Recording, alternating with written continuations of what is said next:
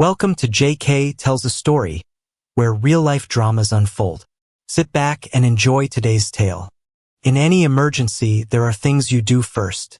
When someone goes into cardiac arrest, you pump their chest to oxygenate their brain until someone can help defibrillate their heart and hopefully restore a normal rhythm. You stop the bleeding before you worry about a broken bone. I sat on my patio trying to figure out what I needed to do first. I didn't have the slightest idea. This was a first for me. I was completely blindsided. As a certified critical care nurse, I'd developed a talent for observation. I could pick up subtle signs that a patient was in trouble long before they started sliding downhill. Then I would take appropriate action. That ability had saved lives. But I never noticed the signs and symptoms that my nearly 18-year marriage was in mortal danger. The only decision I'd made at this point was that I had no intention of trying to resuscitate it. On the contrary, I intended to pull the plug from the socket, and I intended to make that end as painful as possible. After some thought, I reconsidered my intention. I wanted it to be painful for my soon-to-be ex-wife, but there were innocent parties involved. I didn't want them to get hurt when I went after the cheater and her lover. I took another sip of my beer and looked around the backyard, contemplating my possible actions. With the exception of a couple of oak trees and 3 palm trees, I had grown a level grass lawn that stretched from my patio all the way to the canal. We had enough alligator problems in Florida already. There was no need to create additional habitat near the house. My only concession to shrubs was the azaleas in front of the house. The house behind me was large, with 4 bedrooms and 3 baths. It had a traditional Southern-style covered porch. Other than that, there was nothing traditional about it. Inside, it had all the best modern conveniences available at the time it was built. The plumbing and electrical systems were top of the line. No corners were cut during construction. The state-of-the-art kitchen had never been remodeled, but appliances had been replaced over the years. The roof was covered with solar panels. There was no way I could afford this house and the 8 acres of land around it on a nurse's salary. It was a gift from my father and grandfather when I announced my engagement to Jennifer. The land had been in my family for generations. My grandfather and father built the house themselves, or rather, the construction company they owned, Morrison Sons, was well known in our area and was now run by one of my cousins. My father and his brother were pretty much retired by now. Pop passed away 2 years ago. He was a little disappointed that I refused to join the family business, but he respected my decision to go back to nursing school after first getting a degree in business administration and trying to work in an office for several years. I wanted nothing to do with the construction profession after working in the heat and humidity during my high school years and during college vacations. I was never interested in making money for its own sake. I only needed enough to take care of my family. Of course, that included being able to afford some pretty luxurious toys. I had a very nice boat that we often used for fishing and camping trips, and a pickup truck to haul it overland. I bought whatever fishing tackle I wanted. I had rifles and shotguns like any normal Floridian. I took my family on vacations when I could carve out time from work. As an assistant head nurse of the intensive care unit at Tampa General Hospital, I always provided my children with equipment for their own activities. Other than patient care, family was the only truly important thing in my life. And now my family's happiness was in jeopardy. I glanced around the 200 yards that separated me from the neighboring house and saw a woman walk out of the back door. Except for the furniture and color scheme, her house was an exact replica of my own, right down to the same plot of land. My grandfather had built my sister's house right after he finished mine. We shared a dock and boathouse on the canal. I raised my hand to get her attention, and she headed in my direction. We needed to have a serious talk. "Aren't you a little early to start today, Michael?" "It's only 2 o'clock, she asked, pointing to the beer in my hand and the cooler she spotted next to the lawn chair I was sitting in. "I'm off for the rest of the week, and I'm in the mood," I said quietly. She knew I worked 4 12-hour shifts and then took at least 3 days off a week. Sometimes I took 1 day off after another to go on a short trip without using vacation time. I enjoyed working overtime, It allowed me to pay for a few extras. I don't want to waste time running back and forth to get a beer. I reached into the cooler and offered her one. She opened the lid and sat down. So what was so important we had to discuss right now? I almost wet my pants when you asked me to take a day off work and come home. Especially when you said I shouldn't call anyone before talking to you, offered Patty. If you hadn't told me that no one was hurt or dead and that it wasn't an emergency, I would have just freaked out. But you don't seem that concerned. I know you didn't just call me home because you need a drinking buddy. Cutting to the chase, I said, I found out a couple hours ago that Jennifer is cheating on me. I got an email. I tried to say it like I was just discussing the weather, but my voice shook. Are you sure? I mean, it would be a cruel joke, but are you sure someone isn't just messing with you? She asked incredulously. I nodded and said there was a photo attached to the message, and there was no doubt about what I saw. I don't know who sent it. It just said, you should know that your wife is cheating. Here's the proof. The sender's name was concerned_friend_999. I've never heard of them. Patty considered my words for a second or two, then launched into a tirade. That cheating, she bellowed. How could she? Doesn't she know you'll destroy both her and whoever she's having fun with? I'll pull her hair out. Don't mess with us Morrisons. So do you know who the guy in the photo is? I nodded and opened my mouth to answer, but she interrupted me. If Bradley ever cheated on me, I'd just destroy him. Speaking of which, how does Jennifer even find time to have an affair? She's home almost every night, well, except for girls' nights with her friends, and I'm always there. She doesn't even pretend to look at other men. Plus, she works with Bradley, and they drive to work together most of the time. He would notice if she's fooling around. Patty paused, and I realized she had finally noticed my startled expression. My sister was always a quick thinker. No way, she exclaimed. She's cheating with my husband? They're cheating on us with each other. Her face turned from red to scarlet. Tears appeared in her eyes. I'm so sorry. I was hoping to tell you this gently, I said, leaning over and putting my arms around her. I've had a couple hours to think about it and calm down. Well, at least enough to not pull out a gun and go crazy. She cried for a moment, then stiffened. The legacy of her stubborn nature was spilling out to the surface. She never doubted that I had just told her the truth. Okay, what do we do? Wait for them to come home and then kick their asses? Asked Patty. I love the bastard, but I'm not going to put up with that. No, we're going to get smarter, I said. We don't give any appearance of knowing. We're acting the same way tonight as we did yesterday. We will greet our spouses with a kiss. Patty frowned. I'm serious. You have to act normal. We have to work out a plan. We'll get legal advice tomorrow. The good thing is that we now know we haven't contracted any STDs, unless you're cheating too. I added with a smirk to take away the sting. Patty pointed a finger at me. Hell no. I didn't even think about it. Well, not seriously.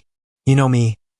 I might joke about becoming a movie star or something, but there's no way in hell I'm going to star in that kind of movie. She finished the rest of her beer and tossed the can into the trash. I handed her a full one as she held out her hand.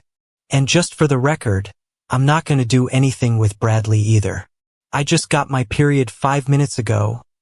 She laughed bitterly. This is going to last until we bring the hammer down on those cheating. He's not going to get anything, not from me anyway. Jennifer can help him if she wants to. She'll be glad to have his cheating ass. And we mustn't let the kids know about this, I warned. At least not yet. Patty wanted to know where they were. I tried to send them all to visit Mom and Dad this morning, but they didn't leave until a little while ago. They finally left when I came out here. Dad has some projects he wanted the boys to help with, and the girls can do whatever they want.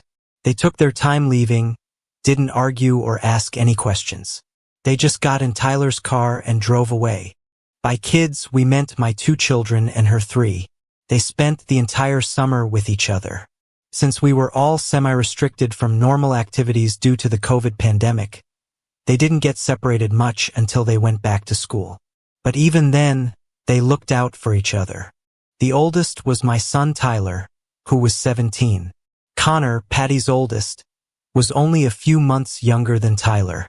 Her twins, Lucas and Sophia, were a year younger. They were 16 each, as was my own daughter Hannah. Having 5 children within 2 years was both overwhelming and gratifying. 5 babies, then toddlers, it wasn't easy in those early years. After that, the baby factories closed. But as the children grew older, they became more like siblings than cousins. Bradley had always been a good father and uncle. He took an interest in the children's schooling and helped them with their studies. Although I helped them with their studies too, most of the fun outdoor activities seemed to fall to me. I never played sports, so I treated the kids the way I was raised. I taught them the skills I learned myself growing up. I took them camping, fishing, and hunting. When the kids were little, we would go camping in the backyard, away from the house but not exactly on the canal. Of course, the girls insisted that they too have the opportunity to participate and have equal time, so I would take the boys with me one weekend, and a week or so later, the girls. It was a great bonding experience. As time went on and the kids got older, we went farther and farther out into the Tampa Bay waterways on excursions. It was getting crowded with all the kids fishing, so I would get Bradley or Patty involved in driving the other boat. This allowed Bradley to get out on the water, as he called it. But for the last year or so, he let the boys run his boat while he stayed home. As they got older, we didn't take much food with us on trips, usually just condiments and spices, a bag of dried beans, and some rice. If the children wanted to eat, they had to catch their own food. Anything caught was shared, but if the haul wasn't very plentiful, we might not eat well that night. The kids gladly accepted the challenge, just as I had hoped they would. My kids, that's what I called them all, were tough as hell, self-reliant, but understanding of the value of family and teamwork. They learned to work together as a unit. Just 3 weeks ago, I rearranged my work schedule so that I had 6 consecutive days off. I drove one boat with the girls as passengers, and the boys loaded into another. We traveled slowly to avoid snags in shallow water. Several times I stopped the boat so both girls could take turns driving it. The boys were also switching places. We spent a week at Crystal Springs, a popular camping spot north of Tampa, did some fishing, and even went downstream to fish for crabs in the brackish waters where the Hillsborough River meets Tampa Bay. We fished for bait with cast nets or turned over rocks looking for crabs and small fish. We totally bonded as a family, or so it seemed to me. Apparently, Jennifer and Bradley didn't care much for family unity. My heart was breaking at the mere thought of telling the kids about Jennifer and Bradley's affair. Family was everything. To destroy that unity from within would be unforgivable. That's what I told Patty. We can't hide it from them, she said. But we can delay it a little. I'll be careful not to let them know anything is wrong, she promised. So what do we do next? There's no way I can forgive or forget infidelity. I just can't. It doesn't matter what Jennifer promises or how she makes excuses, I said. Patty nodded. I can put up with a lot of things, but not infidelity. I'm going to get rid of him. I just need to figure out how to do it without losing everything. As much as I'd like to turn him into alligator bait, I'm not going to risk going to jail. I also can't let him take the kids. Likewise, I can't stomp Bradley or break his legs. I have to be there for the kids. I drained my beer and opened the cooler for another. Okay, putting aside my real desire to see Bradley get what's coming to him, I see your point, offered Patty. The next thing to do is break him financially. I'm going to take every penny I can get. I'm going to make him pay child support, alimony, and everything else I can. I agreed and said she could do it since Bradley made more money than she did. But Jennifer could drive me to the poorhouse since the courts favored women in divorce cases, as I'd learned from people I knew. Look, in my job I mostly handle trusts and wills, but as a paralegal I know enough about procedure to know that we have more protection than you think. You're forgetting that our major assets are protected, Patty said, smirking with a malicious expression in her eyes. They can't touch our houses. Dad gave them to us, and he did so before we were even married.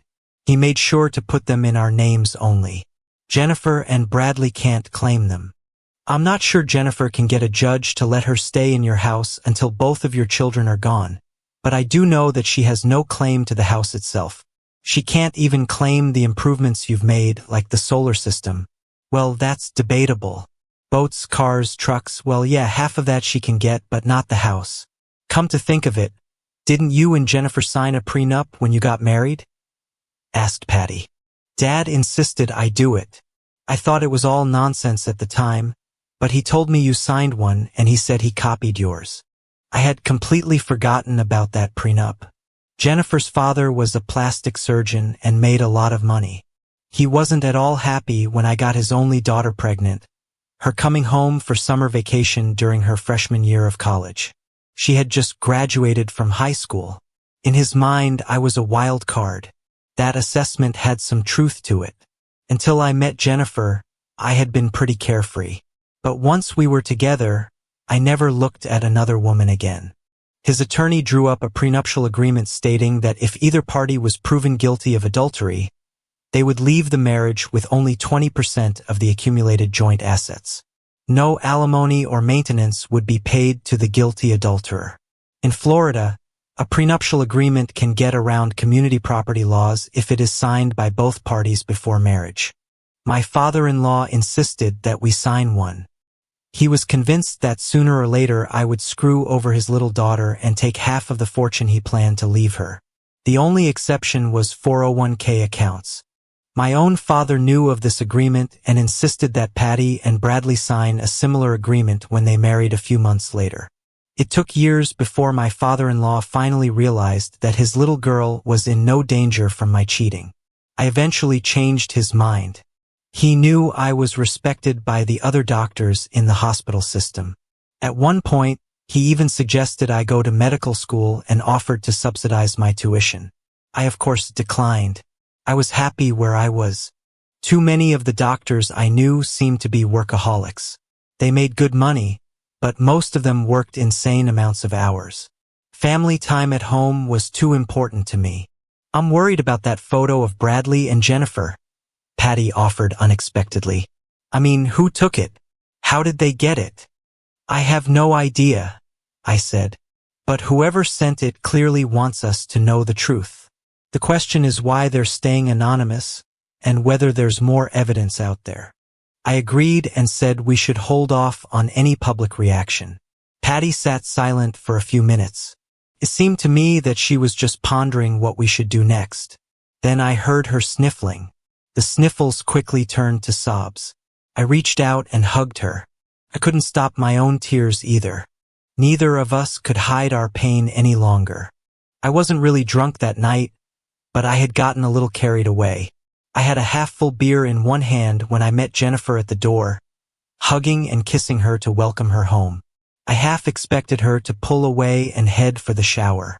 Instead, she grabbed me and kissed me back aggressively. I sniffed her hair and neck, trying to catch even a hint of cologne scent.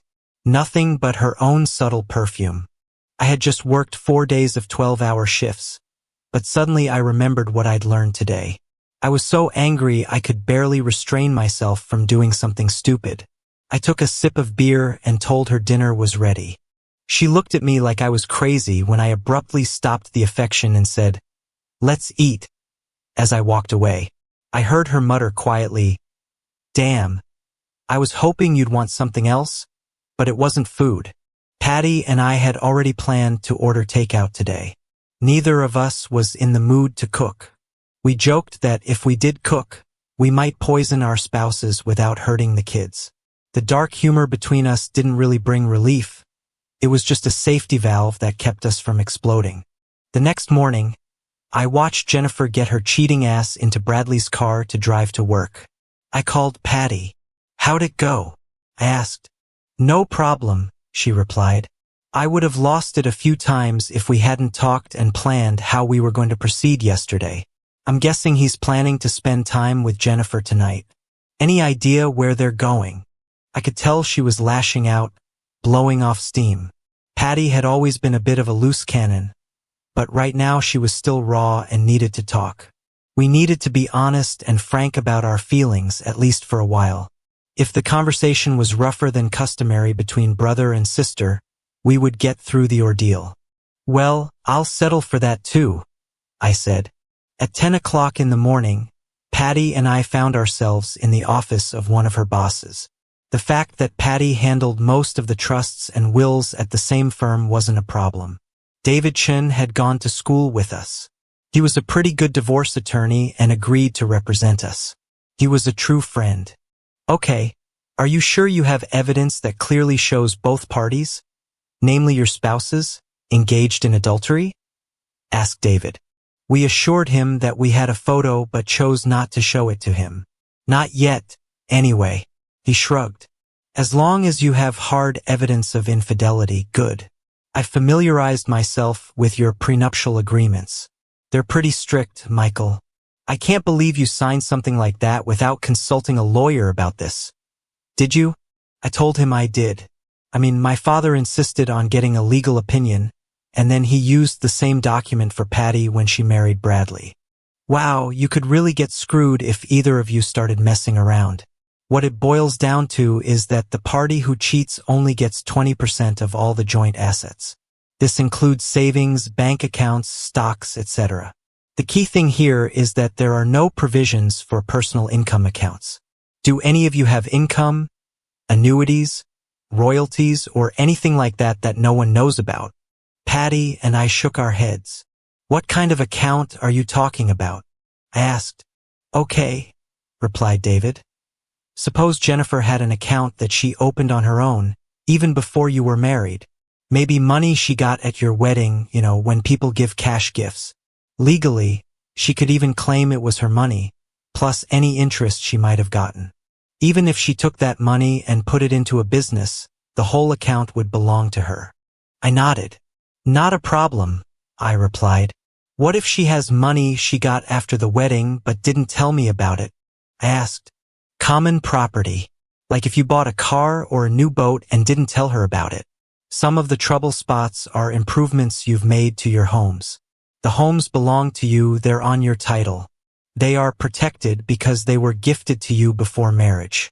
Upgrading refrigerators or furnaces are replacement costs, as are home maintenance costs like repairing or repainting walls. But you both installed solar panels. A judge may or may not decide they're part of the common property because it's a major improvement on which common property money has been spent. So, she only gets 20% because she's cheating, right?" I asked. "I'm willing to let her have that. Hell, she can claim the same for all the furniture we bought, and we can negotiate that in our favor too. You can even insist that she take her 20% of the property and move it off the premises. She'll have to pay for its transportation and storage." David grinned. "That could be a pain in the ass and more trouble than it's worth. She might just agree to give it to you. It's little games we play as we go along. The important thing is that you both have ironclad prenups, as long as you can prove adultery. But I'm warning you, make sure the copies of the photo you have are well hidden and confidential. Do not release them to the public. They can and most likely will sue you if they get on the internet." David watched us carefully to make sure we understood his point. Patty and I nodded. The next item was when we wanted to serve the divorce papers to our spouses. We decided on Thursday at noon. I suggested we wait until Friday afternoon. Then they would have to spend the entire weekend pondering their predicament, wondering what Patty and I knew, plus they wouldn't be able to get legal advice over the weekend. David changed my mind, saying that the longer we dragged this case out, the more it would cost. He said he was going to require financial statements from each of them showing their personal assets. That's going to keep them busy all weekend. Plus, it's probably going to increase their legal fees if their attorney even talks to them over the weekend. It'll bill them higher than usual, he said. At first, Patty and I wanted them to be served in a way that we could observe. We even discussed taking them out to lunch on Thursday so we could watch. David laughed and said that as fun as that would be, it wasn't a good idea. In the end, we decided to serve them at work, in front of the entire staff. We said goodbye to a grinning David and headed to the bank, where we were to spend the next few hours transferring money. We opened new checking and savings accounts in our names only. We made sure to get statements for all the accounts and then transferred 80% into our new accounts. Unfortunately, our spouses' cars were paid off. We fantasized about their cars being repossessed and having to walk to work. Both families were so frugal that we had virtually no debt except for recent credit card purchases. We paid off the credit cards and canceled them. We opened new accounts in our names only. Took a day or two to get the new cards. David warned us not to try to hide our activities and to keep paper records. Jennifer's reaction to being served was swift and angry. She called me at 12:30. I wondered what had happened in the 30 minutes between receiving the notice and her call. "What the hell do you mean you want a divorce?" she demanded. I almost choked when I simply told her that I knew she had found someone else, so I was going to set her free. I didn't mention that I had evidence proving what a cheater she was. Patty and I had rehearsed our answers. I just hoped my sister kept the same calm when she was interacting with Bradley. "What are you talking about? Adultery?" growled Jennifer. "I know there are people here who wonder why Bradley and I are so close. I've heard that crazy rumor myself. They've been going around for a long time. He's my brother-in-law, for God's sake. Are you really such a damn fool that you believed some secretary or whatever that Bradley and I are having an affair?" "Yeah, I guess so," I said softly. "Well, if you're that stupid, let me tell you what happens if you insist on this," Jennifer said. "If you want a divorce, go ahead. You can move out. I'll get custody of the kids and you'll pay child support big money. I'll get half of all our stuff, including your precious boat and truck. I'll make sure you have to sell them to pay me back, not to mention the rest of your camping and fishing stuff. I'll live in the house and you'll pay the bills, and I will pursue every penny of child support I can get. And I don't have a boyfriend now, but I'm sure I will. I know Patty served Bradley too. Hell, he can live with me and you can pay for it. You can move in with your sister and wonder what Bradley and I are doing in my house. Is that what you want?" "Go ahead," I said. I barely restrained myself from breaking my voice, torn between regret that my marriage was falling apart and anger that she was sticking to her story of innocence. I was ready to explode, not to mention her immediate counterattack. I hoped Patty hadn't revealed too much to Bradley.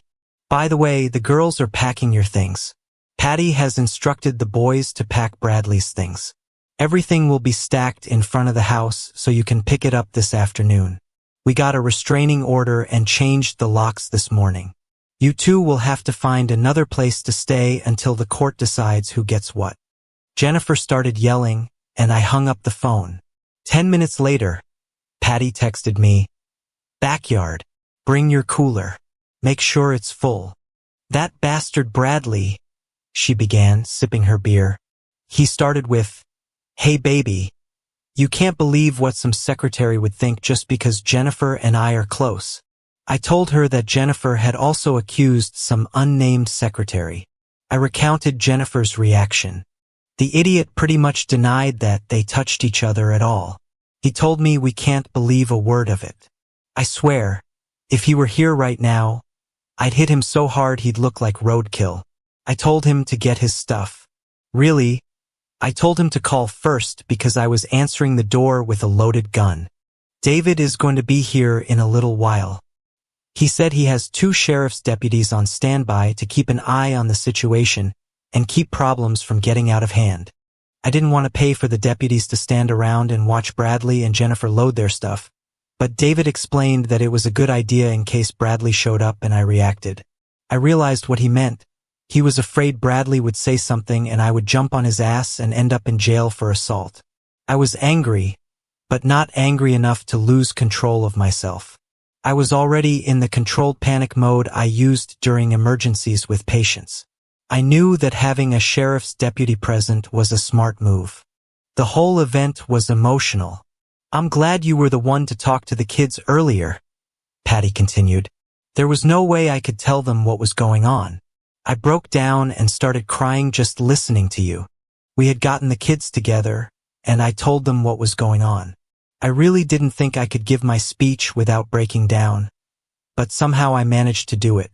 I managed to address them like a calm but concerned nurse who told a family that their loved one didn't have long to live in this world and they should visit and say goodbye while they had the chance.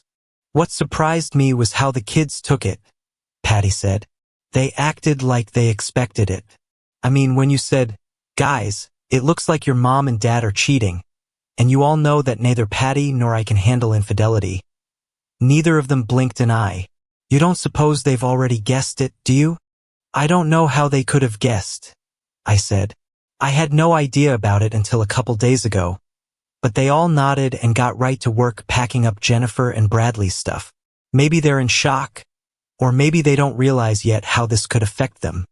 Meanwhile, David had been thinking about our evidence problem. Look, Michael, I think we need to get professional help with this surveillance situation. I know a guy, Sam Rodriguez. He's a retired detective who does private investigation work now. Really good at this stuff. Why don't we hire him to figure out who's been helping us and make sure we have enough evidence for court? That afternoon, I met Sam Rodriguez at a coffee shop near the hospital. He was a compact guy in his 50s, with graying hair and sharp eyes that seemed to take in everything. David filled me in on the basics, Sam said after we shook hands. Someone's been feeding you evidence about your wife's affair, but you don't know who. That's unusual. Most of the time, people come to me asking for evidence, not wondering where evidence came from. I showed him the email on my phone. Sam studied it carefully. Concerned_friend_999. That's not very creative, but effective, I guess. The photo you described sounds like someone got lucky with a cell phone camera, but there might be more evidence out there. He looked up at me. Any idea who might have access to information about your wife's activities? None. Well, except maybe the kids. They've been acting a little strange lately. Here's what I'm thinking, Sam said. Someone close to your family discovered this affair and decided to help. Someone who cares about you and your sister. Someone who's been watching this develop and got fed up with it. The question is who and what else they might know. I thought about it. You think it's someone we know? I'd bet money on it. The question is who and whether there's more evidence we can use in court. Sam leaned back in his chair. I can find out, but it'll take some digging. And it might cost you. How much? For a full investigation? Including tracking down your mystery helper, finding out if there are any hidden assets, and making sure all the evidence is admissible in court. About 5,000. Maybe more if they've been really clever about hiding things. I thought about it. 5,000 was a lot of money, but if Bradley and Jennifer had been deceiving us about other things, it would be worth it. Do it, I said. Sam worked fast. Within 2 days, he'd made some interesting discoveries. Good news and bad news, Sam told me over the phone. The good news is, I found your anonymous friend. The bad news is, it's more complicated than we thought. What do you mean? It's your kids. All 5 of them working together. They discovered the affair a couple months ago and have been trying to figure out how to tell you. I almost dropped the phone. Are you serious? Dead serious. They saw something they shouldn't have, took a photo with one of their phones, and then spent weeks debating whether to tell you. Finally, they decided to send it anonymously so you could make your own decisions. How did you find out? I talked to them individually, told them I was investigating the source of the evidence for legal purposes. They eventually admitted it. Smart kids. They were worried about getting in trouble for spying on their parents. I felt a mix of pride and concern. What else do they know? That's where it gets interesting. They've been observing Jennifer and Bradley for months. They know about a secret apartment. They've overheard phone conversations, and they think there might be hidden money involved. Hidden money? Yeah. Apparently, your wife and brother-in-law have been talking about accounts you don't know about. The kids aren't sure about the details, but they've heard enough to be suspicious. This was getting bigger than I'd expected. Can you investigate that? Already on it. I found 2 secret bank accounts so far, one in Tampa, one in Miami. Looks like they've been skimming from their expense accounts at work for years. Small amounts individually, but it adds up. We're talking about $160,000 total. I was speechless. Michael? You still there? Yeah. How is that even possible? Fake receipts, inflated travel costs, phantom client meetings. Nothing huge individually, but over 3 years it really adds up. The beauty of it is I can prove it. Bank records, email trails, the works. And the apartment? Rented by their company for the past 2 years. Officially it's 4 client meetings, but the rental agreement has Bradley's signature on it. I've got photos of them going in and out together. This was more evidence than I'd ever dreamed of. What about recordings? Can we get audio or video? That's where we have to be careful. Florida has strict laws about recording people without consent. But I can get audio from public places, and if they're using company property for personal affairs, we've got more leverage. I've already got some recordings of them discussing their plans. Over the next week, Sam built an airtight case. Financial records, photos of them entering and leaving the apartment, documentation of the fake expense reports, and testimony from the kids about what they'd witnessed. The kids, meanwhile, had been sworn to secrecy by Sam. He'd explained that their evidence was crucial, but they couldn't talk about it until the court case was over. The children fell silent as they heard Patty and me enter the house. Hannah and Sophia had packed as many of Jennifer's clothes as they could into suitcases and bags. They were now using plastic garbage bags. I asked them to take pictures of the luggage they were using. I didn't bother to explain that I planned to apply the value of that luggage to Jennifer's share of the community's total assets. Every little bit helped, I thought. We went next door to see how the guys were progressing. They were almost done. Not only did Bradley have fewer clothes, but the boys were stuffing them into the available containers rather than folding and packing them. I grinned as I watched Connor stuff a $2,000 suit into a bag like it was underwear. They had my back. I briefly wondered if the boys would tell me or lie to me later if I asked about their methods. I decided not to put them in that position. On our way home, I received a text message from Jennifer. I immediately called David. He showed up 15 minutes later, accompanied by 2 sheriff's deputies. David smirked and told me to relax and enjoy. When I asked him if I was paying those deputies to stand by, he said it was worth it. Jennifer and Bradley pulled up in his car. Another familiar face pulled up behind them, Marcus Thompson. Talk about a stubborn mentality. Marcus was a bully we'd known since elementary school. He was also dumb as a rock. How he'd had the smarts to make it through college, let alone law school, puzzled everyone who knew him from his early years. But somehow he'd managed it. "Hey, Michael," he called out with a smirk. He pronounced my name with an exaggerated accent I hated to hear from his mouth. When my father pronounced it the same way, it was an affectionate address. "I realize you're having a little trouble with your wife and brother-in-law. You know, it's no big deal. I swear, if I had had a firearm at that moment, I would have been sorely tempted to use it. I knew better than to try to fight him. He was 6'3" and weighed at least 300 pounds. Even if most of that weight was on his stomach, I couldn't fight him on my best day. I could run and let him chase me until he collapsed from a heart attack, and then kick him when he fell, but anything else was out of the question. "Hey, Marcus," I said. "Hello. How's your mom and them?" "Good. We seem to have a little problem. Just trying to work it out," he replied. Then, as if flicking a switch, the friendly demeanor disappeared. "You don't seriously think my boy Bradley is entertaining your wife, do you?" asked Marcus, kindly. His wolfish grin told me that Bradley had trusted him a little.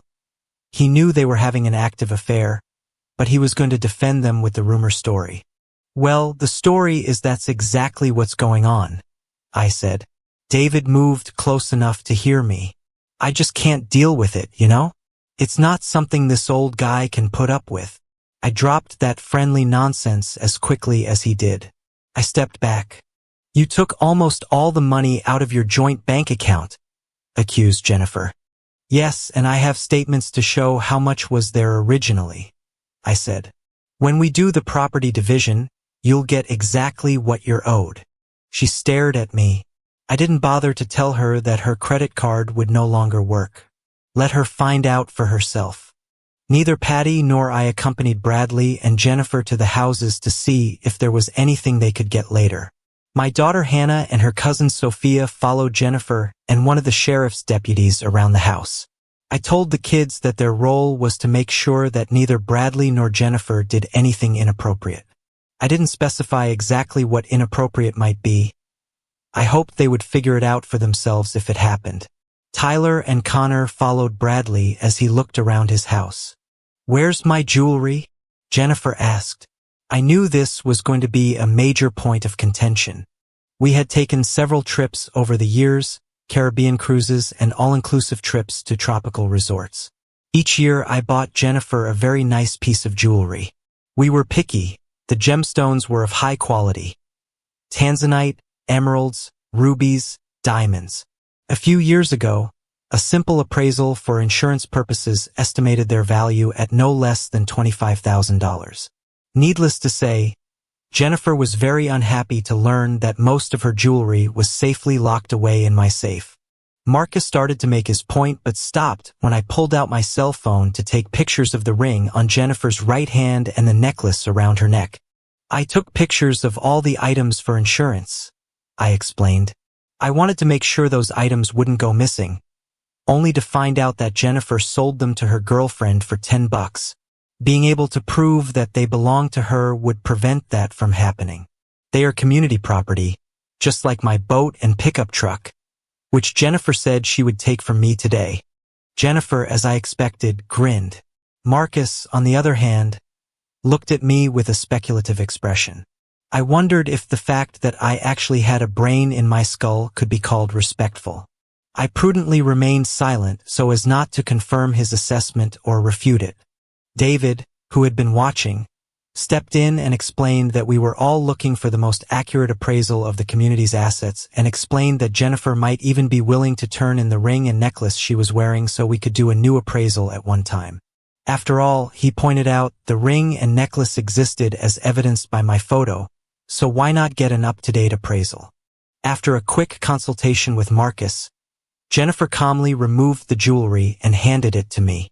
"So where am I supposed to go, you?" asked Jennifer. I was very close to saying, "Why not to your Victoria Street love nest?" but held back. I shrugged my shoulders. I realized how much my emotions had changed.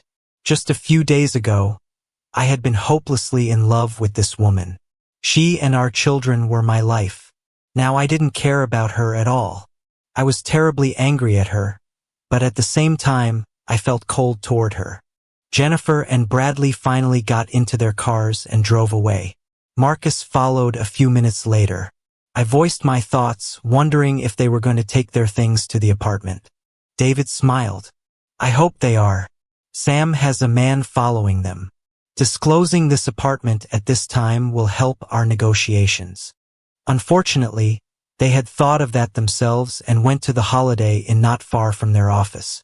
Cheerfully, I helped them get their things inside. I was going to buy some more flash drives to store backups of the evidence files Sam had been gathering. Patty and the girls were making dinner at our house when my phone rang. It was Sam. "Michael, you're not going to believe what I just recorded," Sam said. "They're at the Holiday Inn, and Marcus is giving them some very interesting legal advice. You might want to hear this." Sam had positioned recording equipment in the hotel parking lot, legally capturing conversations in public areas. What he'd captured was Marcus advising his clients on how to hide assets and manipulate the legal system. "Okay, guys," Marcus had said, "there's probably someone following you. You don't want them to find out about your apartment. That's why I insisted you stay at a motel and get a room with 2 beds. Make sure both beds are messed up as if you slept separately. Any investigator can check with the maid. We'll use the excuse that you're sharing a room to save money. Yes, it pisses me off that we left even a little bit in the bank," Bradley had replied. It was really embarrassing when my credit card was declined when I tried to check in. Good thing I took the extra money out early. So what are we going to do next? I'm going to call the credit card company and see if I can open a new account over the phone. Okay, you guys need to write down all your assets. Michael's already thought about jewelry. He probably already has a list. I'm going to talk hypothetically for the next part. If you have money or other assets that your spouses don't know about, you need to protect them. Legally, they are community property, but what Michael and Patty don't know about, they can't get their hands on. I would demand a list of jewelry pieces, but Michael said you've already had them appraised, so the documentation is already there. He was right when he said you'd sell it for a few bucks and then deny its existence. If you have a bundle of gold coins, I would suggest you bury them. If you have a secret bank account, make sure it only holds a small amount of money. They're easy to find. Your social security number is enough to start tracking, especially if the amount is large enough to report to the IRS. Offshore accounts are harder to trace. Whatever you have at the time of settlement or filing a lawsuit can be safely divided. You don't want to be caught hiding assets at that point. You will testify that everything you present is true to the best of your knowledge. Lying can lead to a perjury charge. Do you understand where I'm going with this? So what do we do now? Jennifer had asked. They can find our accounts in Tampa. I thought we were safe using the office as an address. Screw that, Bradley had exclaimed. I'll be damned if Patty gets any more of my money. We need to call the airline and see if we can fly to the Cayman Islands today. We'll open an account there in the morning, then we'll transfer the money electronically. It's too late to go to the bank to get cashier's checks. I'll check the flights. You make the room look like we slept here, you make both beds, then you mess up the tissues and towels. You wet the shower, don't forget to open the soap bars and pour out some shampoo. Do everything you can think of to make it look like we spent the night here, and then we're leaving. I'll call the office and tell them we have tomorrow off. Do they have secret bank accounts? Sighed Patty after I played her the recording. But how? Where did the money come from? I see the bank statements and I know how much we make. He couldn't have hidden a lot of money without my knowledge. Certainly not enough to hide it in the Cayman Islands. I felt bad about it too. Jennifer and I were getting $50 a week in cash, so we'd have money for incidentals. Most purchases were made with a credit card, and we both looked at the credit card statement every month to make sure no one had made any unauthorized purchases or had the number stolen. I told the woman in the apartment that Bradley was suspected of dealing drugs. I said, I was just making it up. But you don't really think he's actually doing something like that on the side, do you? Bradley, Mr. Straightforward. Patty snorted derisively. He wouldn't know where to start. But I'd never have suspected he was cheating on me in a little love nest either. We decided to leave the matter for tonight. Sam was handling the investigation anyway. We joined the kids for dinner. The next morning, I drove to David's law office. I had already arranged for a jewelry appraisal. I always kept a list of all my firearms. It took a local dealer a few minutes to determine the combined value. I asked him for a fair price he could offer. There was no way I would have sold those firearms for the amount he quoted, but at least I had his estimate on paper. It only cost me the purchase of a new Glock pistol, which I wanted to buy anyway. Now Jennifer couldn't lowball me. Patty went to work to get a couple of things done before the weekend. We met in David's office. I played him the audio files from yesterday. I'd really like to know who's sending you these, he said. Sam's been doing great work, but I still want to understand the full picture. How Sam could have recorded Jennifer and Bradley in a hotel room is beyond me. That would be illegal. But if he recorded them in public areas, that's different. As for the bank accounts, we might be able to find out their balances, but that would require a judge's order. I'm not sure we can get one based on this recording alone. Besides, we'd have to find the accounts first. That could mean more investigation time. Sam's already found them, I said. 2 accounts, $160,000 total. David looked impressed. He's good. But are you both sure you haven't had a lot of money going missing? We shook our heads. There's no point in putting so much effort in for a small amount. If they were saving small amounts at a time, they must have been doing it for years, and I'm the one who started this divorce. If you want to act as quickly as possible, like you said David, Patty and I agreed that we wanted to get it over with. David agreed. In this state, divorce takes 6 months. But that doesn't mean you have to wait that long for a court date. Next week we'll meet with Jennifer, Bradley, and their lawyer to go over the list of assets. Then we'll go before a judge to make a ruling. This state follows standard family law procedures.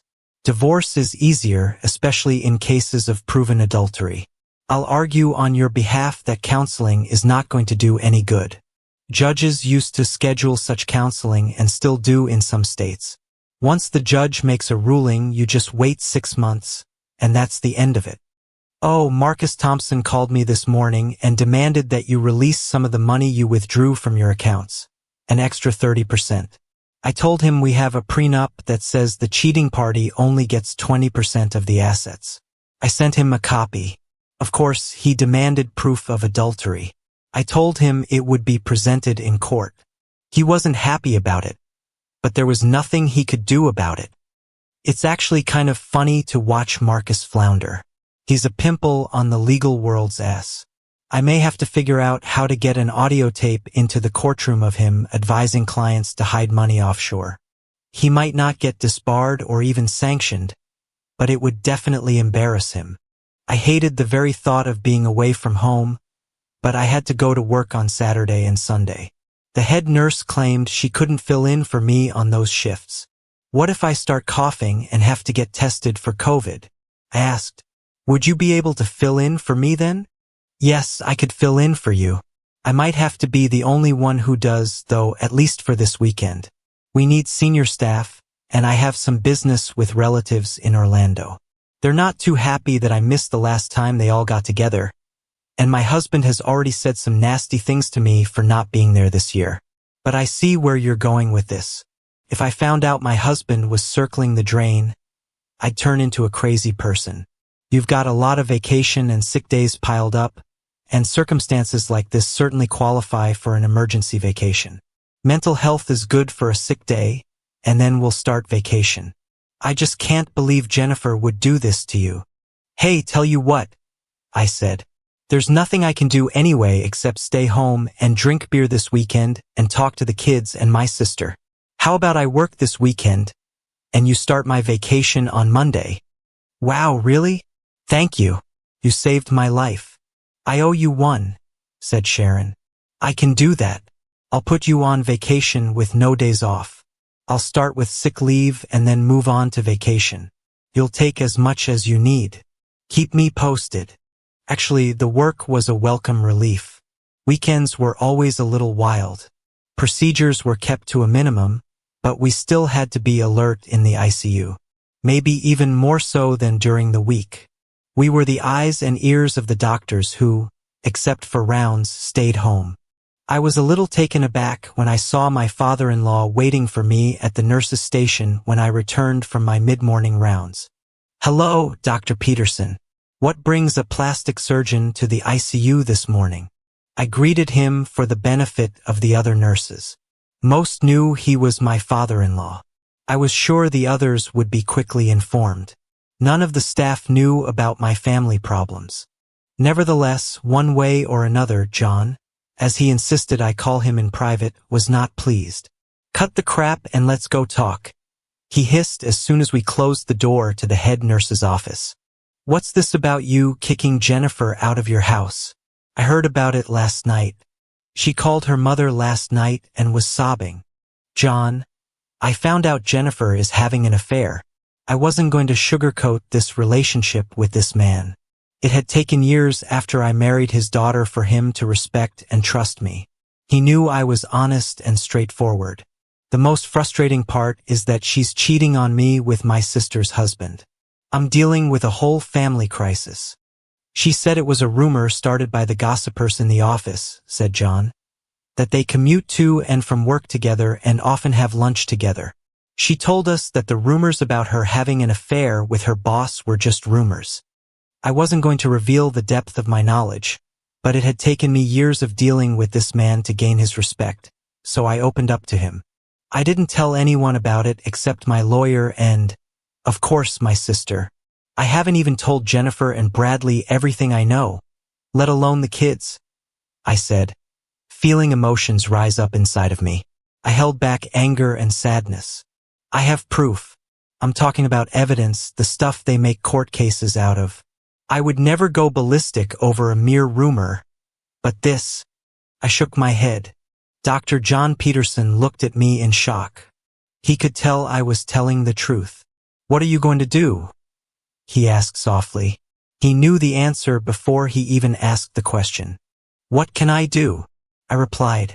I'm trying to soften the blow when it comes to the kids. They don't deserve to have their family torn apart, but I can't just sit on my ass and put up with it. John, tell me, what would you do if Jennifer came to you and told you that she had proof that I was cheating on her? I have to hand it to him. John was honest with me. I'd want your head on a platter. I'd help her bury you. I saw tears appear in his eyes. What about Tyler and Hannah? How are they handling it? We've had a few conversations. They have cousins who are in the same boat. They'll need your help later, but I don't think they're ready to discuss it with you right now, I said, then added, Patty and I haven't even told our parents about this. It's too new and too soon. We're doing everything we can to protect the kids. Honestly, they're acting a little strange. They're not as upset as one might expect. They seem to be taking everything in stride. The 5 children seem to be wrapped around each other. They talk to each other more often than they talk to Patty or me. I have no idea how they interacted with Jennifer. As you can imagine, they are very angry with Jennifer right now. In time, that will pass. I told them they need to talk to their mother, but I don't know if they've talked yet. I'm not getting involved in this. I'm sorry, Michael. I had no idea. I came here today thinking you were being unreasonable, overreacting to gossip, John offered softly. I hope you realize that my first priority will be to protect Tyler and Hannah. I nodded. And then I'll have to help Jennifer, if only to support her basic needs. I want you to understand that I'm not excusing her behavior. If you say you have irrefutable proof, I will accept it. I want you to stay in touch. You are an honorable man. He turned and walked out of the office, slumping his shoulders. I felt more sorry for him than for Jennifer. Wow, said Patty when I got home that night. So he's found out that his girl isn't so virtuous. I bet he's shocked. We're gonna have to tell Mom and Dad about all this soon. I'm thinking tomorrow night when you finish your shift. I don't want them to be mad at us for leaving them in the dark. I agreed. The meeting was certainly not a pleasant one. My father simply asked if I had proof. I assured him that I had indisputable proof. Like John, he was more concerned about how it would affect the children than how Patty and I felt. I could live with that. In our culture, children came first. Adults were taught to deal with the consequences of their decisions. Children were protected but also informed to learn. Sam continued gathering evidence. He had 4 photographs of Jennifer and Bradley entering and leaving the apartment together. He had audio recordings proving that this wasn't just a brief affair. It was deliberately planned and executed and had been going on for at least several years. I didn't need any more proof. Not only had Jennifer cheated on me, but she had somehow defrauded the family financially. How she had saved enough money to fly to the Cayman Islands remained a mystery, but the mere realization of it infuriated me. To me, she was not only a thief but a fraud who had embezzled what should have been family wealth. David began investigating, using their social security numbers to find the accounts. He assured us that even if the money was missing, we could subpoena statements of the amounts transferred. Some of our questions were answered the following Wednesday morning when we met to set out all of our total assets. A court-appointed financial arbitrator was to review all the paperwork. I provided a calculation of my annual salary. I also found Jennifer's pay stub, which I provided to David. Jennifer was getting $5,000 a month, and my salary fluctuated depending on how much overtime I worked, but by the end of the year we were making within a couple thousand of each other. David said that even without the prenup and my proof of infidelity, that would allow for a near-total waiver of alimony. On Monday, the auditor asked for income tax returns for the last few years. I was pleased to find sealed envelopes in the bottom drawer of our desk. Patty had to go to the accountant to get copies of her documents and pay David to mail them. She had no idea where Bradley had hidden the copies and was upset that they weren't filed with other family documents such as last year's tax returns. She knew his income was about $80,000 compared to her $50,000, and was pleased when David said she'd probably get a sizable monthly maintenance payment. That's what they call alimony in our state.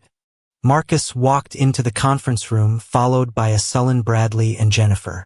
Jennifer glared at me. Her anger surprised me. I had expected her to apologize at least a little. After all, she was the one who had cheated and ruined our marriage. I knew how she clenched her jaws. She looked ready to start cursing me, but she remained silent. I figured Marcus had told her to keep her cool.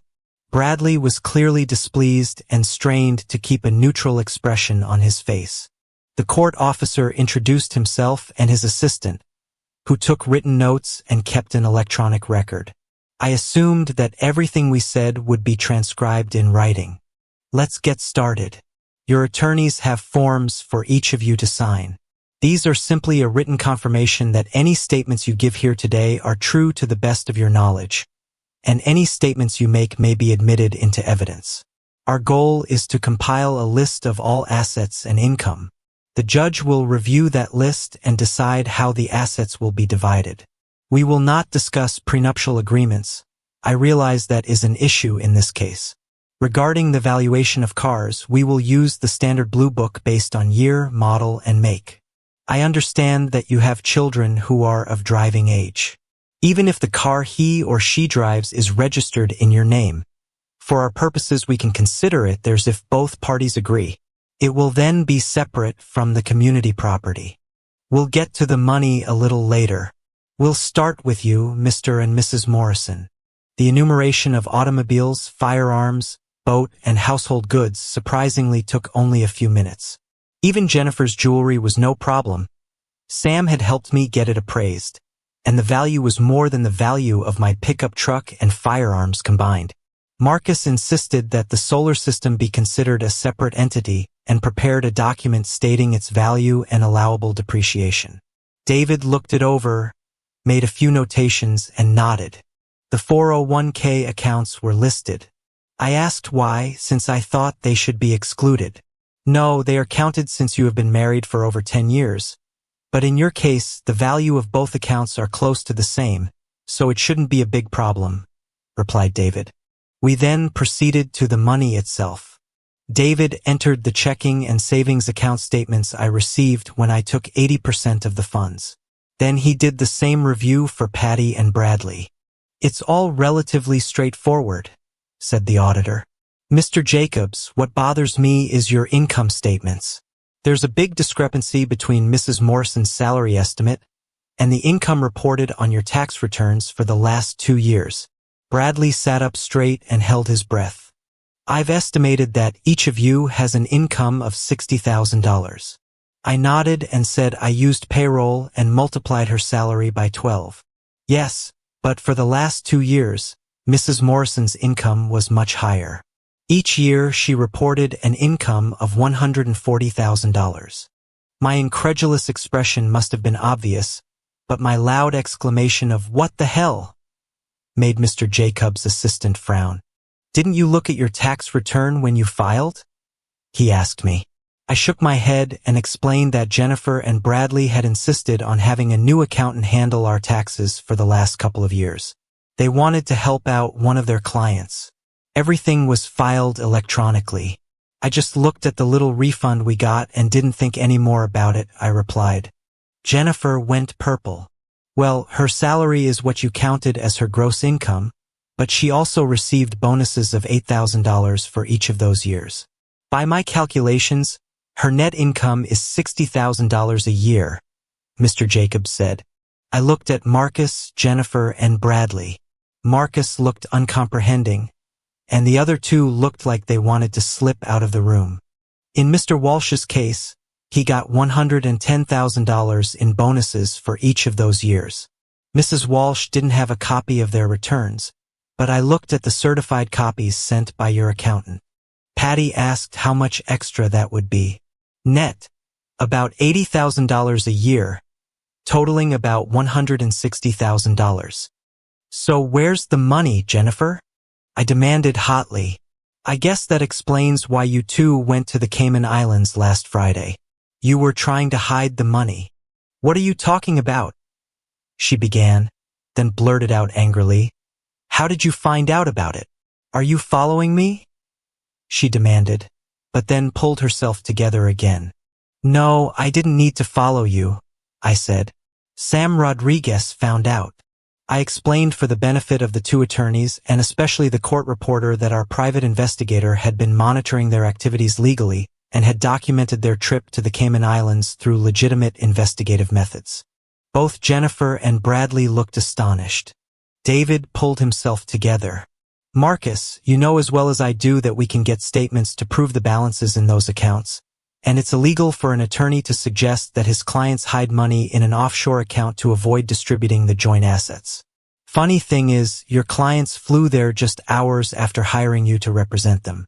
And you should warn your clients that this kind of hiding of assets is a criminal offense. With numbers like that, it's a felony. Jennifer began to cry. Even Bradley began to look frightened. I almost laughed at the look on Marcus' face. His face went pale and then turned as red as a beet. I wondered if the fat man was going to have a stroke. I didn't do anything like that, he declared, looking at the recorder and Mr. Jacobs' assistant, who was typing away busily. Patty looked at David. Can we get them to return the money? He nodded and said we'd get our share when all was said and done, even if we had to confiscate Bradley and Jennifer's paychecks. 80% of those accounts will become yours when you and Michael prove your infidelity in court. They'll be responsible for the whole amount. But there's no money in there, exclaimed Jennifer. They disappeared when we tried to transfer them. Bradley tried to shut her up, but she waved him off and continued. I think you know that. You stole them, she accused me loudly, sputtering saliva. I looked at her like she had grown a second head. I didn't even know for sure about the money until recently. I suspected there was money because of your actions, but I had no idea of the amounts. What are you going to claim next? Did you spend it all or did you lose it all? I believe both of those claims are complete nonsense, I said. She shook her head emphatically, explaining that they had tried to transfer the money electronically while at the bank in Grand Cayman. The transfer was denied, and they traveled to Tampa on Monday to find out why. Both claimed that all the money had been transferred electronically the week before. They asked for an investigation because their online statement only showed the transfer but not the routing number or account where the money ended up. Provide me with the bank information for the Tampa account, and I will investigate, Mr. Jacobs said. I can get the results faster than you can get the results yourself. It will be entered into the court documents. As they left the room, Bradley and Jennifer looked dejected. I wonder where the money went, said Patty. I went from a high rumor of a pile of cash in the account to a low rumor of it disappearing. I shrugged. I was thinking the same thing. Another mystery, I thought. Somehow, David and Marcus had gotten our case expedited. I suspected that Jennifer and Bradley had begged Marcus to do everything possible to get us in front of a judge as soon as possible. They stayed at the Holiday Inn for a week before finally giving it up and moving to an apartment on Victoria Street. It amused me to imagine them talking about opening up their love nest. I guess they were having a bit of a cash flow problem. I knew that the few thousand they had on hand wouldn't get them very far, especially if Marcus insisted on a large fee for his services. All 5 children insisted on attending the hearing. I allowed them to. In my opinion, since they were affected by the divorce, they deserved to be present. David explained what we should expect. Judge Patricia Guidry liked to conduct her hearings in a semi-formal manner. She sat at the table next to us rather than her usual elevated bench. David, Patty, and I sat at the table to Marcus' left. Bradley and Jennifer sat across from us, forming a triangle. The gallery where the kids sat represented the top of the diamond. Following David's example, we stood up as the judge entered. She waved for us to take our seats. "I prefer to handle these family cases in a semi-formal setting," she explained. "That means you sit and speak when I address you. If you want to speak up, you raise your hand just like in school. These events are usually emotionally charged, but I expect you all to be on your best behavior and respectful. You piss me off and I'll throw you out. Understood?" I thought at least one of the kids would explode with laughter at that last statement, but they all held back. "Well, I've reviewed both cases. Normally we treat these cases as separate matters, but from what I understand, the evidence here is the same, as well as the parties involved. Siblings are accused of adultery. In the state of Florida, adultery in and of itself is not grounds for divorce. However, it is my understanding that there are prenuptial agreements that significantly affect the distribution of community property in the event of adultery. Therefore, at some point I will ask for irrefutable evidence of that adultery. First, there were some discrepancies regarding monetary assets. Apparently there were allegations of an attempt to hide those funds. I have received the results of an investigation into this. It appears that Mrs. Morrison and Mr. Walsh do indeed have bank accounts in Tampa with balances of $120,000 and $160,000 respectively. My heart jumped. Proof that they had hidden a lot of money.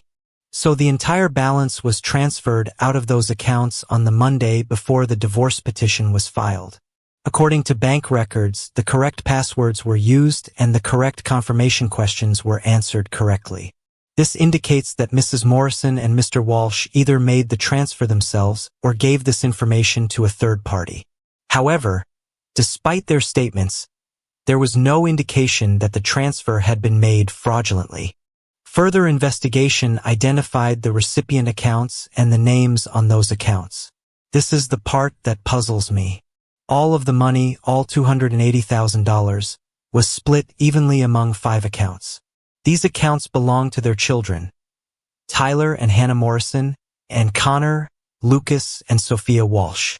The transfers are perfectly legal under the Uniform Gifts to Minors Act. These accounts were set up several years ago. I believe they were for college funding or to provide income in the event of the death of a parent. I was flabbergasted. Why was Jennifer making such a big fuss if she had given her secret money to her children? I looked at the judge again. There was a slight smile on her face. Bradley and Jennifer looked shocked. Judge Guidry continued, "After reviewing all the available documents, I see that the parent couple had a sense of responsibility, if not remorse, and gave the money they hid from their spouses to their children. Such deposits are non-refundable unless fraud is proven. Does anyone have proof of fraud?" I was thrilled. Sure, I would have liked to get my 80%, but the realization that Jennifer and Bradley had gotten nothing and the money had been divided among the children made me ecstatic. I could see Bradley and Jennifer looking at Patty and me. They just knew that we had somehow outsmarted them and stolen their money. I knew that neither Patty nor I had done anything like that. When Judge Guidry looked at each of us in turn, we all shook our heads and said, "No, Your Honor." I bet they were terrified of possible charges that they had withheld the money and tried to hide it overseas. Aside from the looks, none of them gave the appearance of wanting to rebut Judge Guidry's remarks. So the next matter we have to consider is the establishment of custody of the minor children.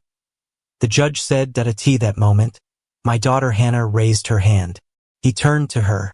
"Yes, Your Honor, I looked up online how custody is awarded, and it says that children 15 years of age and older can choose which parent to live with," she said. "Yes, in some states dependents can decide for themselves if there is no evidence of abuse. In this state, however, that is not the case. In my cases, I make sure to talk to the children privately and consider their opinions," stated Judge Guidry. Hannah, still on her feet, stated, "I don't need to talk to you in private. My mother cheated on my father, and in doing so, she cheated on our entire family. I want to live with my dad." She touched Tyler's shoulder. He immediately stood up and said he wanted to live with me too. Connor, Lucas, and Sophia stood in line and stated that they wanted to live with their mother for the same reason. My heart raced. Under the table, I squeezed Patty's hand. "I will consider your wishes," Judge Guidry said with a half smile. "But it has not yet been established that there was adultery, as you put it." Hannah raised her hand again. The judge turned to her again. "I also read that a 16-year-old can petition the court for emancipation. That means they can live on their own, and 17-year-olds can leave home without that petition." Hannah remained standing as the judge addressed her. "Yes, as far as 17-year-olds are concerned, it's an old law, but it's still in effect. It came about because young men wanted to enlist in the military without parental consent. As for a 16-year-old petitioning for emancipation, one of the criteria is that they must be able to support themselves. Is that clear?" Hannah nodded and said, "Well, I have a college fund, and it just had another $56,000 added to it, not counting what my parents and grandparents contributed before that." At that moment, Sophia stood up. "Me too," she said. "Collectively, we have plenty of money to live on our own for a long time." Her brother Lucas stood up and just smiled. "Me too. We could live together and afford to rent a nice place." Connor and Tyler stood up and said that if they pooled their money, all 5 of them could live just fine on their own. I looked at the judge to see his reaction. He could barely contain his laughter. I think if he wasn't in court, he would have laughed until he fell over. "Let me guess, if I don't go along with your wishes, you will all petition the court for emancipation? Or in case you're older, just leave on your own?" The 5 heads nodded. "Sit down," he commanded. "I'll think about what you said. There's an allegation of adultery in this case. Normally that wouldn't be a problem in a divorce, but both parties have entered into an ironclad prenuptial agreement that greatly affects the distribution of common property. So I'm going to ask you to present evidence that adultery has occurred." David stood up. "Your Honor, I have been provided with evidence gathered by our private investigator, Sam Rodriguez, showing Bradley Walsh and Jennifer Morrison engaged in intimate relations." Marcus stood up and said, "I object, Your Honor. Anybody with decent photo editing software can alter pictures like that. I have a picture of me shaking hands with the president and another one of us playing golf. My son took them for me as a joke. I would like to point out that defense counsel has not identified how this alleged evidence was obtained." Judge Guidry looked at David, then at Patty and me. David nodded for me to respond. "Your Honor, the evidence was obtained by a licensed private investigator, Sam Rodriguez, who conducted a legal investigation at our request.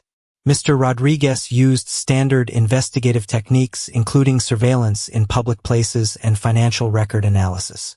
I was reluctant to provide all the evidence unless necessary, but we have multiple photographs, financial records, and audio recordings of the defendants discussing their affair and plans to hide assets. I looked at Bradley and Jennifer.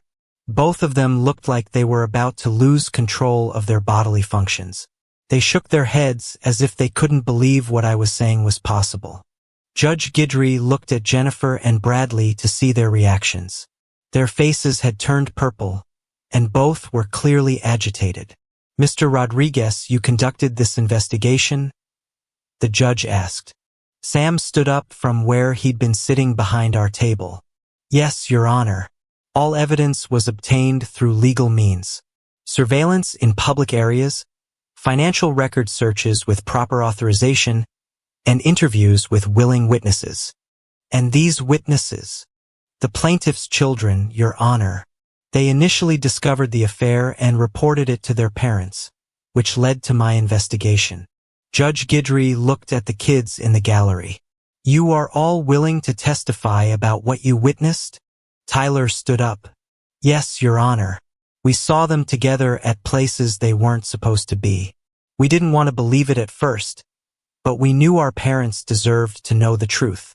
Okay, do I need to review all the evidence that has been provided to the court? Or do all parties agree that infidelity did occur? I knew Marcus would have loved to see that evidence. But when Jennifer and Bradley quickly pleaded with the judge not to review all the material, he backtracked. Could you spare a minute or two for my clients, Your Honor? He asked. He turned and just looked at them while they shook their heads resolutely. I think we agree with the plaintiff's claims, he said reluctantly.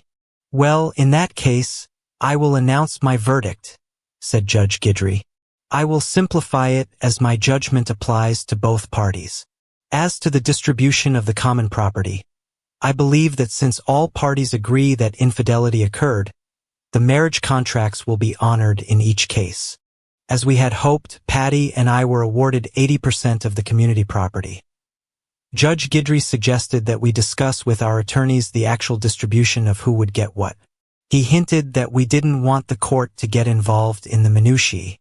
As far as the custodial parents are concerned, I can say that the only acceptable verdict would be to grant Michael Morrison full custody of Tyler and Hannah Morrison. At the same time, I grant Patty Walsh custody of Connor, Lucas, and Sophia Walsh, as both plaintiffs requested in their petition. The non-custodial parents have full visitation rights. Legally, the divorce will be finalized in 6 months as required by state law. The awards they received so increased their relative incomes that Jennifer and Bradley were obligated to pay child support. Jennifer was to give me $1,000 a month and Bradley was to give Patty $2,000 monthly for the next 3 years. Each dependent child was to receive $500 a month until they turned 18. I thought both Jennifer and Bradley were screwed, but David told us that the payments were actually minimal in his opinion. They got off for next to nothing, and he said we could appeal. I shook my head. Patty doubted my sanity but followed my lead. As soon as the judge announced the end of the hearing, we left. David said he would arrange for us to meet to work out the details of the property distribution. That I told the kids to go straight home, change their clothes, and wait for me. I needed a family meeting. Patty and I walked to the back of the courtroom where my father stood waiting.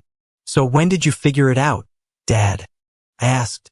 Patty looked at me, puzzled.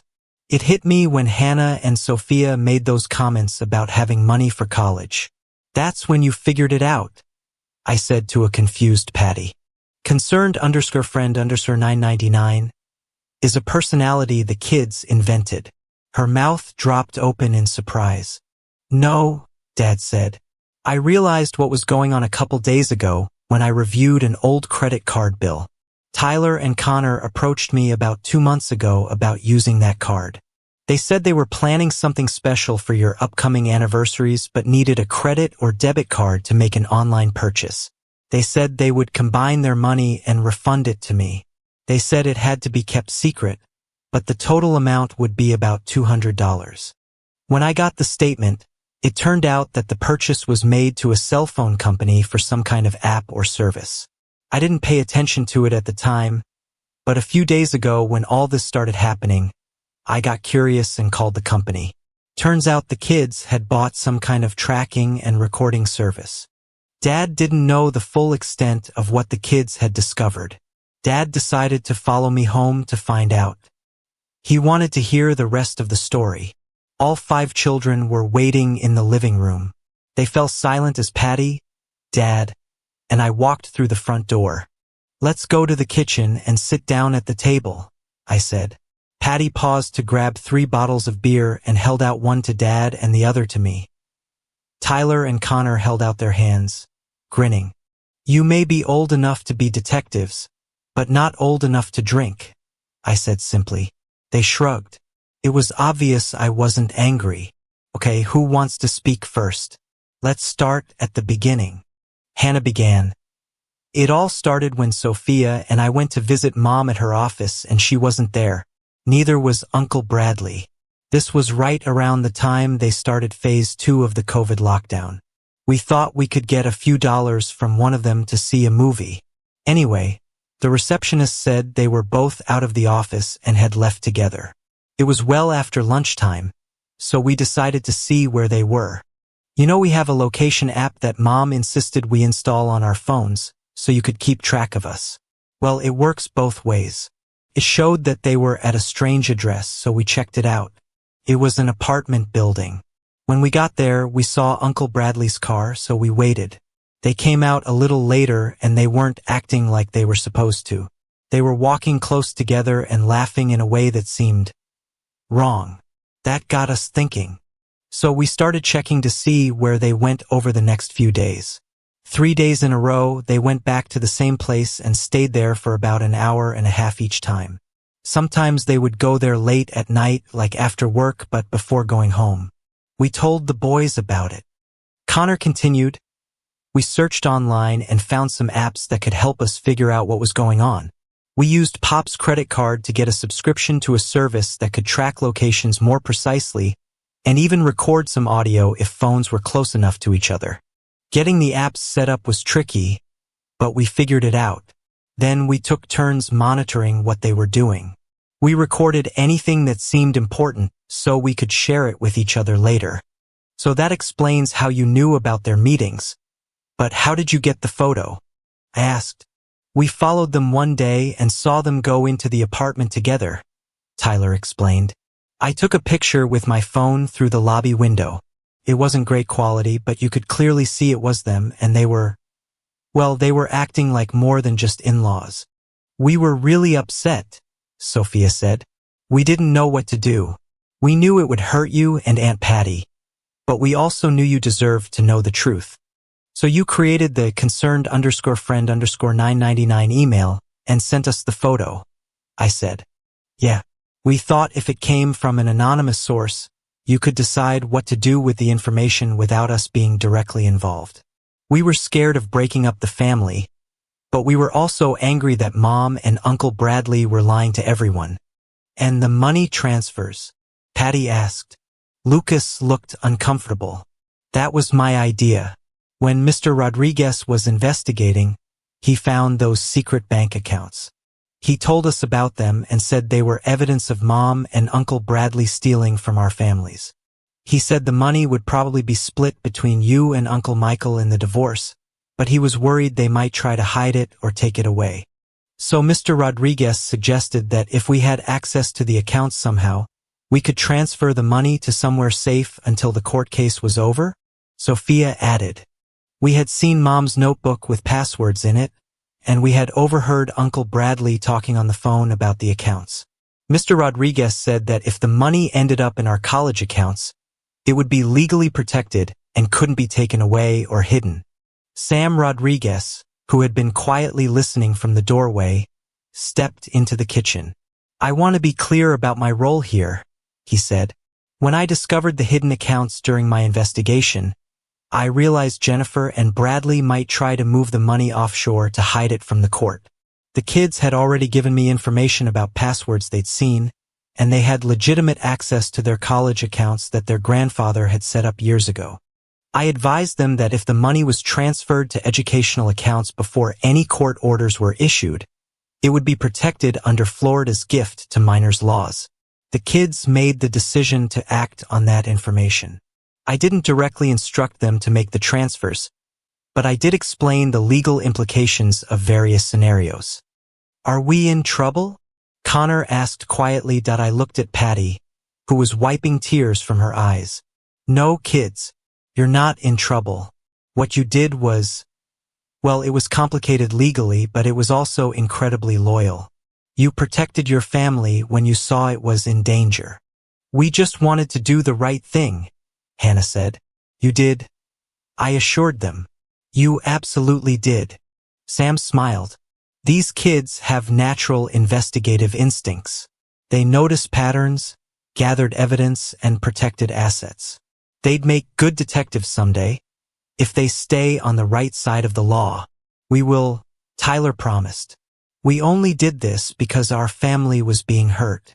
And that, I said, is exactly the right reason. Jennifer was so eager to get her jewelry that she gave me most of the cash as well as all of the housewares during our property division meeting. We granted some of their requests without too much argument, but we made them work for every concession. Patty shocked everyone but me when she suggested they both walk across town wearing signs saying, "We cheated on our spouses," as an alternative to us appealing the child support amounts. I thought Marcus's eyes would pop out of his head at that suggestion. We heard through David that Marcus had warned Jennifer and Bradley they'd gotten off easy on the child support payments and that Patty and I would likely appeal if they caused any more trouble. Patty eventually backed down from her sign idea, but not before making them both apologize formally for their deception. I don't know exactly how it happened, and I'm willing to swear on a stack of Bibles that I had nothing to do with it. Somehow, 2 months after our hearing, the insurance company that Jennifer and Bradley worked for discovered that he had been renting an apartment with company funds and that both of them had been inflating their expense reports for years. Although everyone in the office had been getting bonuses for the past 2 years, for some reason Jennifer's bonuses had been much higher than usual, and Bradley had been approving phantom expenses for himself. When all this came to light, both of them were fired immediately. The company didn't want any publicity, so they agreed not to press criminal charges in exchange for full restitution of the stolen funds. Jennifer and Bradley had to pay back over $160,000, which pretty much wiped out any savings they might have had. None of our evidence videos ever made it to the internet. Patty and I couldn't have cared less about public embarrassment, and we joked over beers that it would have been fun to make them internet famous, but the kids didn't want the family name associated with that kind of scandal. We understood their point of view. Jennifer and Bradley now live in Orlando, both working for a small shipping company that pays about half what their previous jobs did. Since leaving town, they rarely visit the kids, and they hardly ever call. Last I heard, they are having a very difficult time making their child support and alimony payments. I wish them, well, maybe not well, but I hope they learned something from all this. Thank you for your viewing. See you next time. If you enjoyed this, subscribe to JK Tells a Story for more tales.